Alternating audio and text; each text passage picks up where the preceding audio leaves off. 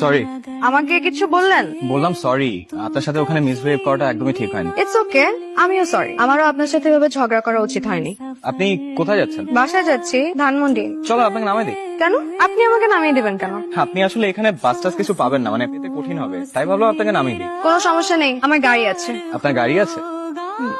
রাস্তায় দাঁড়িয়ে আছেন? আসলে আমার গাড়ি না, আমার বয়ফ্রেন্ডের গাড়ি। তো আসছে অন দ্য ওয়ে, তো আমি ওয়েট করছি আর কি, এই কারণে রাস্তায় দাঁড়িয়ে আছে, আর কিছু না। ঠিক আছে, অপেক্ষা করেন। কি আবারও গাড়ি নষ্ট হয়ে গেছিল? না না, কোনো গাড়িটাকে নষ্ট হয়নি। আসলে আমার বয়ফ্রেন্ড একটু লেট করেছে, তাই আমার আসতে লেট হয়েছে। তা আপনার বয়ফ্রেন্ড তো খুব কেয়ারিং। কি নাম ওনার? কি করেন উনি? ব্যবসা ব্যবসা করেন, বিজনেসম্যান, বুঝলেন? Group of company. আচ্ছা, আপনার এক্স গার্লফ্রেন্ড কি নাম জানো ওনার? নীলা। কেন? নীলা? নীলা তো আমার এক ফ্রেন্ডেরও নাম। আমার ছবি আছে, দেখি। আরে এই নীলা, ও তো আমার ফ্রেন্ড, আমার খুব ক্লোজ ফ্রেন্ড, বুঝলেন? আপনি আগে বলবেন না? আপনি ওকে চেনেন? হ্যাঁ, আমার খুবই ক্লোজ। গত পরশুদিনও দেখা হয়েছে। আগে বলবেন না? হ্যালো। হ্যালো, কেয়া? আমি আবির। হ্যাঁ আবির, বলেন না, এত রাতে ফোন করলেন যে?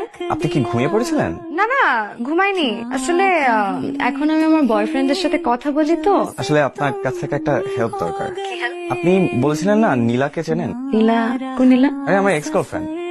ও হ্যাঁ, চিনি তো, ভালো করে চিনি। কি হেল্প লাগবে বলেন? আসলে ও আমাকে সোশ্যাল মিডিয়া থেকে ব্লক করে দিয়েছে, নাম্বারটাও চেঞ্জ করে ফেলেছে। ওর নাম্বারটা কি আমাকে একটু দিতে পারবেন? খুব জরুরি দরকার। ওর নতুন নাম্বার আমার কাছে নেই। নাই? তাহলে একটু ম্যানেজ করে দেন না, আপনার সাথে তো ওর প্রায়ই দেখা হয়। ঠিক আছে ঠিক আছে, দেখি পারলে ম্যানেজ করে দেবো। ঠিক আছে, থ্যাংক ইউ। নীলার নাম্বার লাগবে। কি ম্যাডাম, আপনাকে না বয়ফ্রেন্ড দিয়েছে? ও একটু দেশের বাইরে গেছে, বিজনেস ট্রিপ আর কি। তো আপনি এখানে কি করেন? আপনার জন্য অপেক্ষা করছিলাম। আমার জন্য অপেক্ষা করছেন মানে? আপনি নীলার নাম্বার আমাকে দিবে বলেছিলেন না, কই নাম্বার দেন। এক্স এর নাম্বার দিয়ে কি করবেন? কথা বলবো, রাগ ভাঙাবো। নীলাকে এখনো অনেক ভালোবাসেন তাই না? খুব, জানেন এছাড়া আমি রাতে ঘুমাতে পারি না, আমি কিছু খেতে পারি না। এত ভালোবাসেন তাহলে ব্রেকআপ করলেন কেন? হঠাৎ একদিন দেখি ও আমার এক ক্লোজ বন্ধুর সাথে রিক্সা করে ঘুরছে। খোঁজ নিয়ে জানতে পারি যে শুধু আমার বন্ধুই না, ও অনেকের সাথে এরকম সম্পর্ক। আমি সন্দেহ করে আমার সাথে ব্রেকআপ করে। এরপর থেকে আসলে কাউকে বিশ্বাস করতে পারি। তারপরও নীলাকে ভালোবাসেন? ভুল তো মানুষই করে, তাই না? তাই বলে তো সব শেষ না, ভুল শুধরে নেওয়া যায়। বাহ, আপনাকে বাইরে থেকে অনেক রাগী মনে হলেও ভেতরে ভেতরে কিন্তু আপনি মানুষটা খুব ভালো। এবার আপনার গল্প বলেন।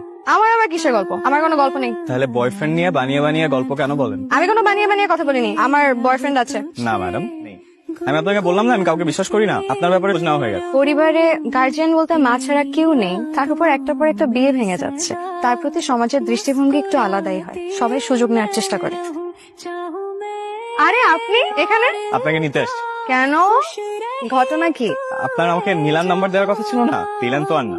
দিব, কিন্তু আমার একটা শর্ত আছে। আপনি রোজ এভাবে আমাকে নিতে আসবেন এবং দিতে আসবেন। রাজি? ডিল। দিল। চল।